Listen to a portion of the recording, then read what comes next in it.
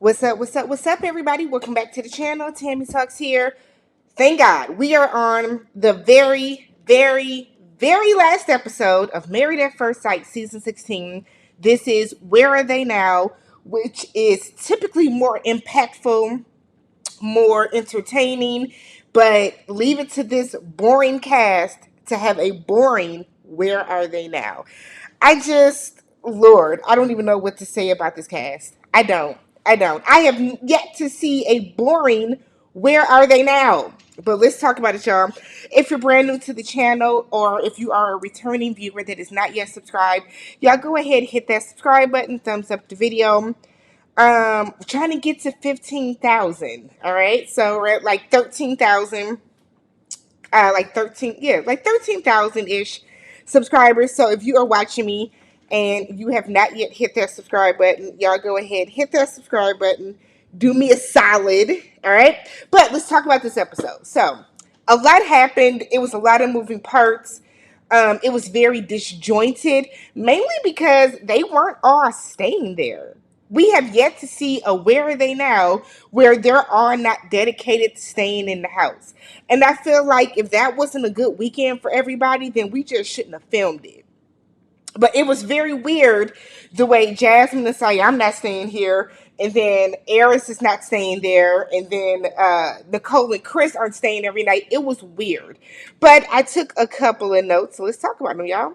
So Kirsten organized the weekend because she wants to celebrate Shaq and Eris's birthday. So all the girls that matter are there. And they seemed a little awkward at first, right? I don't know. I feel like this is what I really feel the friends are. I feel like Kirsten and Jasmine are friends for sure.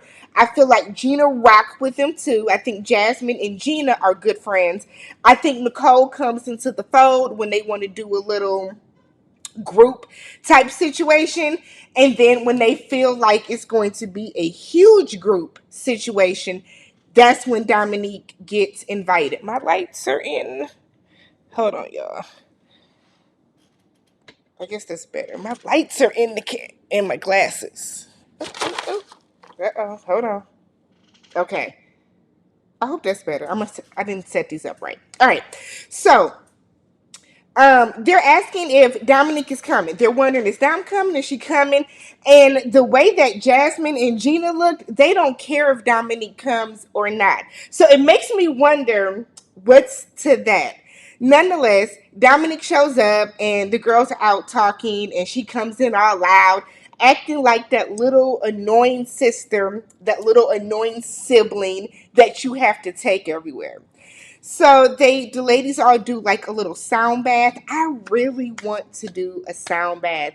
It looks so relaxing, like it looks so soothing. I really want to do one. So they do a sound bath, and then we found out that Jasmine is like, I might come back to stay every night. I might not. It depends on how tired I am from work. Girl, what? It's giving. I'm just here so I don't get fined in this scene. I don't know. Jasmine seemed very disconnected from the entire situation. So we now find out that Nicole is the marketing executive for Gina Salam. Cool. In exchange, Gina gives her a little discount on her hair. We see Gina gave her some little highlights or whatever. Bet. So Shaq comes in. He said that seeing Kirsten gave him butterflies all over again. I said, nigga, please. Nobody, no, go on somewhere, Shaq. Go on somewhere, Shaquille. We don't want to hear nothing about that. So Shaq is talking about his doctorate program and what he has going on. And then Dom comes out talking about her dog is reaching puberty. And see, Dominique, this is why, like, you don't get invited to stuff. Because here we are talking about this man finishing his doctoral program. Not a lot of people get a doctorate, right? That's a huge thing. And you over here talking about your dog humping a teddy bear. What part of your brain made you feel like those two things matched up? What part? What part of your brain honestly and truly said, you know what? Let's talk about let me bring up my dog and how my dog is humping all over the place. I don't like Dominique. Dominique shouldn't have been back to trying to get the camera to focus. Focus. Dominic shouldn't have been back to even, like kick it with them. Uh we could have saved this episode. So we get Clint. Clint is asking everyone about their dating lives now. Clint is dating somebody. Now keep in mind, this is 5 months. 5 months after decision day. Clint is not only already dating somebody, he's serious about this person, and they have said, I love you. Shaq said he's been on a few dates. We don't believe you. You need more people. Nobody believes that, Shaq. But whatever. Shaq said he's been on a few dates, some repeats. He then goes on to say, I'm in these streets, but not like Aris is in the streets. Why are you throwing daggers at Aris? He ain't even there to defend himself. Gina says she's dating somebody that she has known for 10 years. Now, see, her and Jasmine, I don't understand this. So, y'all had these men in the pocket, just in the tuck, that y'all are now in quote unquote serious relationships with. Why did y'all come onto this show? Gina said he reached in her DMs and he sent her a hey big head, cool beans. Kirsten said that her and Clint went out with McKinley and her and Shaq went out with McKinley and Clint after after the taping of their reunion. The ladies are now in the kitchen cooking. We're doing the inside cooking while Clint is outside grilling. And she said that after McKinley and Clint left, her and Shaq stayed and had dessert. But she feels that he has not made any type of move yet. He has not attempted, okay, to try to rock with her in any capacity. And to her, that solidifies everything. That just kind of lets her know that, he not really trying to go there with her no more. I'm going to need you to move on, Kirsten. I'm going to need you to move on, sis. Like, for real. Clint don't want it with you. Shaq don't want to be with you. If he did, he would be trying to. He's not interested. At this point, we have to pick up on the social cues, right? We have to pick up on the context clues. You just got to move on with your life. Shaquille does not want to be with you. I get that Kirsten, like, all of a sudden now likes him and wants to be with him and all this stuff, but he don't feel the same way, sis. So stop embarrassing yourself. Stop letting this man play in your face, and let's just move on. Okay? Let's move on from this. Let's get it together now. Let's dust ourselves off. Okay? Let's build ourselves up. Okay, let's let our black girl magic pop out, because you looking real thirsty and desperate, Kirsten, and it's not a good look for you. Not over Shaq. So Nicole thinks it's odd that they are the only two not dating anyone 5 months later. That's odd. That's odd. All these people got divorced 5 months ago, and you think it's odd that nobody is in a serious relationship yet. What I really want to know and understand is why are Shaq and Kirsten the poster child, the poster couple for season 16. It's like y'all are pushing everybody harder than y'all are pushing Chris and Nicole. Do y'all not care about Chris and Nicole? And when I say y'all, I'm talking about production, the other people in the group. Am I the only one that thinks it's wild that you have a whole couple here that is said that they don't have any issues, they don't argue, they don't do anything, they're getting along great. You have this couple that is really vibing with each other, rocking with each other heavy, and y'all don't focus on them. Y'all want to force this one particular couple to try to get back together. I don't get it. I don't get it. I don't understand it. Maybe it's not for me to understand, but it doesn't make sense. Don't make sense over here. Don't make sense to me. Okay? So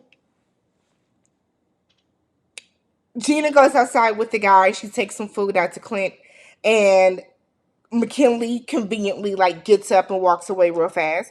She sits down and she's talking. She's asking the guys if they're dating or whatever. Aaron said he's not booed up yet. Not yet. And Gina said that you still have that street light glow. I said, damn. She said, Eris, you be in the street so bad that you still got the moonlight and the street light, the lamppost bouncing off that hairline. I said, damn, that was funny. That was a good one. That was a good one. So they're sitting around eating dinner. Those of them that stayed for dinner. And Nicole starts talking about the haters online, and she didn't realize how cruel people can be. So basically, they've been watching y'all YouTube reviews, they've been reading y'all comments, they've been on Twitter, they've been on Instagram, they've been anywhere that you can find a comment about Married at First Sight, Reddit, and they feel that y'all are doing too much, and some of y'all are. Some of y'all are absolutely. Um, I think for me, when Gina said that people are like leaving bad reviews on her business page and stuff, see, that's unnecessary and that's childish. You know what I mean? Don't go and ruin this woman's business and livelihood because she don't like Clint.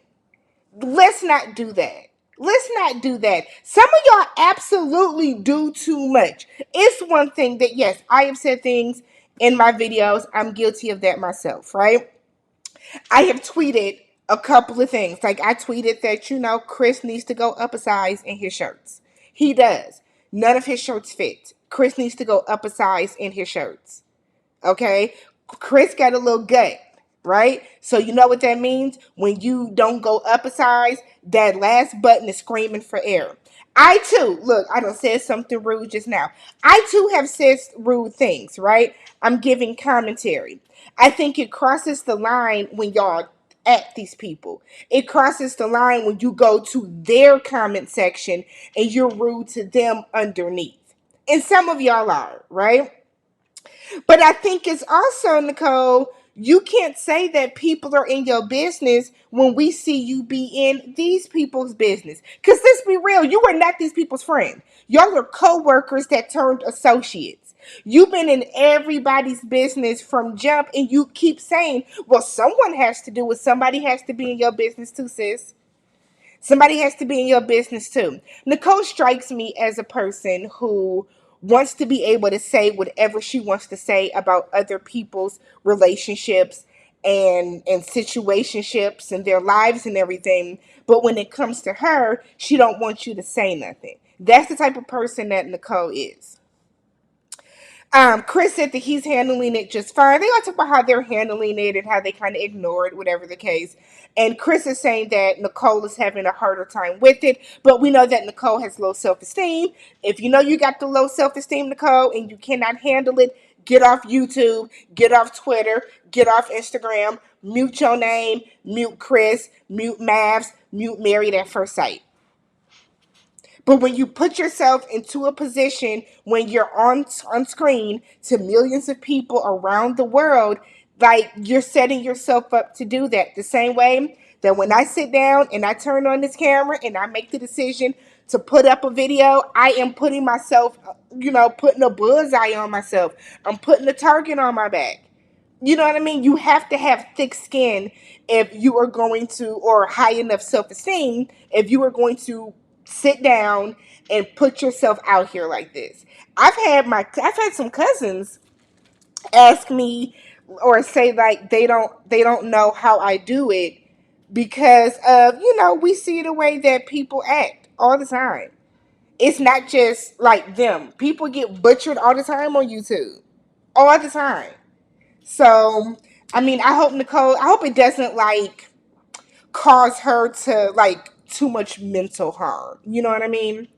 So, everybody is the same. Like, it really, I'm gonna keep bringing it up because it bothered me that we kept seeing this like revolving door of them leaving, staying, coming, going, not coming with bags. It wasn't a good weekend, it's what it gives me.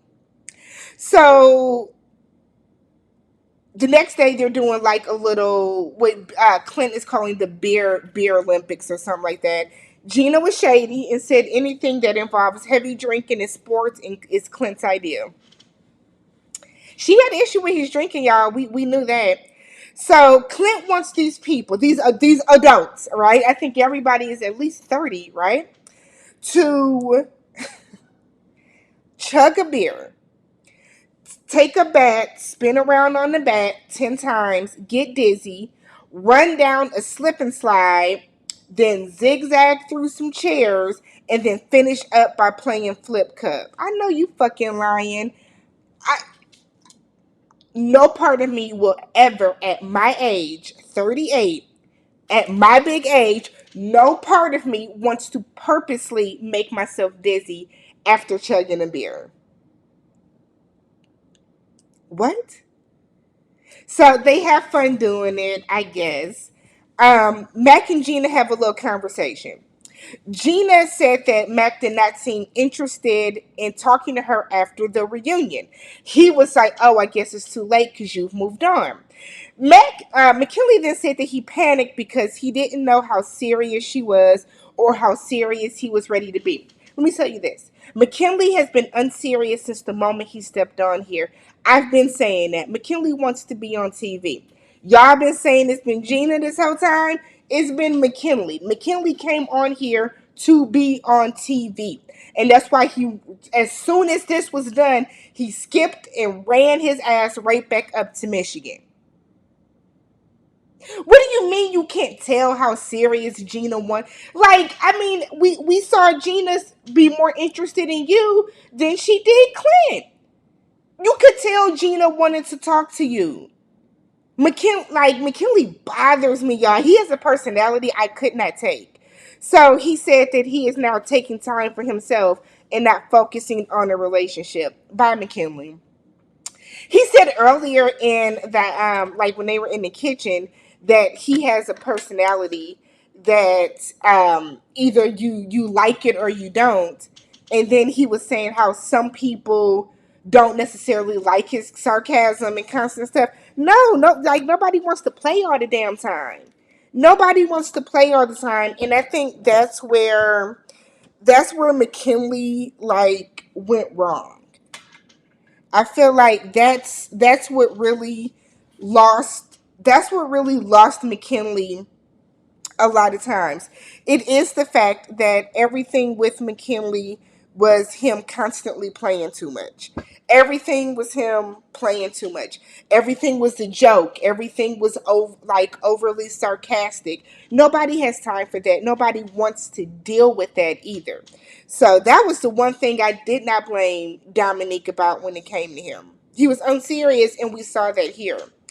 So they start talking about Clint in the kitchen. Clint was cooking a 5-course meal. Clint, they said he's one of those people that he wants you to help him, or he'll mention how much help he needs, how long he's been cooking, but then when you try to help, he really don't be wanting to help. So I'm telling y'all, I don't understand Clint either. I don't understand Clint. I like Clint. I think Clint is cool, but so he's making this 5-course meal, and each of the courses represents one of the couples. So he comes out with a dessert, and it's like, oh, this is for Shaq and Kirsten because it's sweet with a little bit of sensual about it. And it's like, can we just eat? And then after they bring out each course, everybody is like, you know what, Shaq? You're like a brother to me. I said, look at this shit here. Aries got so choked up. And I'm like, did we miss him and Shaq's little bromance? Cause it was, maybe we missed a lot, I think, from this season. So many people talk about how like amazing of a personality Aries has. So many people talk about how amazing of a personality like Jasmine and Kirsten have. None of that shit showed through. I think they focused on a lot of the wrong things this season. So he said that Shaq has seen the full him. I said, okay, because they didn't show us the full you, but nonetheless. Jasmine pops back in. I'm telling y'all, Jasmine did not want to be there. Jasmine comes back in conveniently when her course is being served.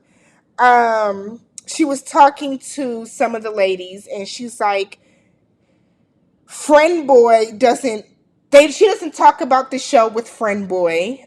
He doesn't watch the show. He's never seen the show, but they've had all the tough conversations already. Jasmine is a tough conversation having ass lie. One, I don't think Friend Boy is real. I think Jasmine is talking about Friend Boy because she wants to kind of stick it to Aries because he didn't like her that way. I think Jasmine wanted to stick it to the audience. You know, she just wanted to feel liked. But I don't think Friend Boy is real, personally.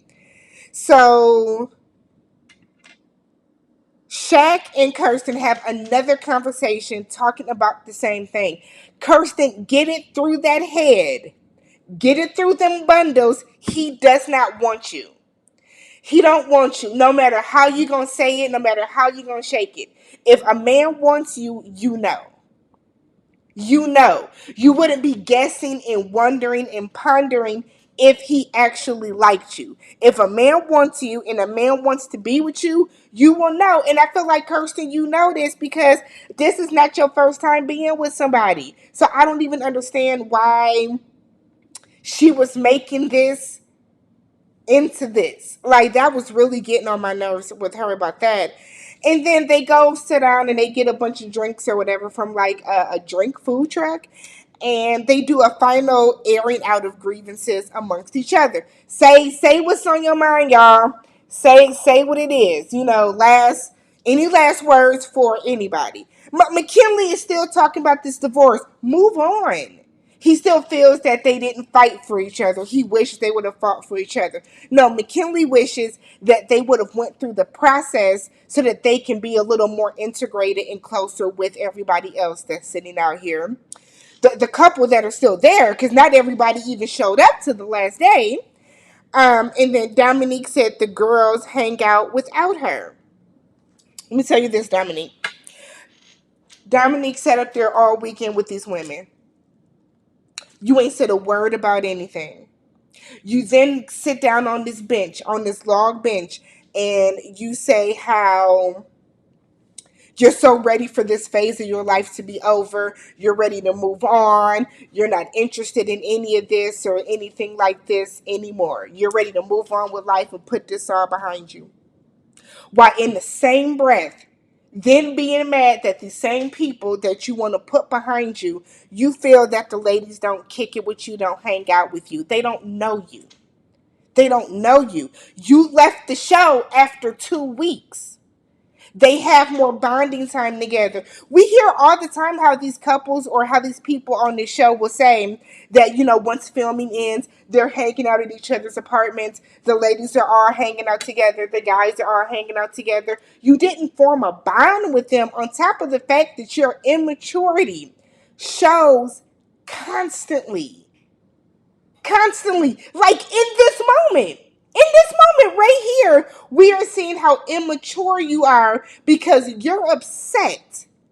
You're upset that these women don't include you in every single thing that they do. Dominique, go to hell. Go to hell. And then the final scene is them having this like little janky ass like casino night. Jasmine was acting like she didn't know it was Eris's birthday. And then nobody even stayed that night. So y'all really sat out front and played Uno real quick and then left. This was such a mess to top off a messy, horrible season. Let me know what you guys thought about this. Did y'all even watch it? Just talk about it down below. If you have not already, don't forget, subscribe to the channel, thumbs up the video, and I will catch you guys next season. Peace.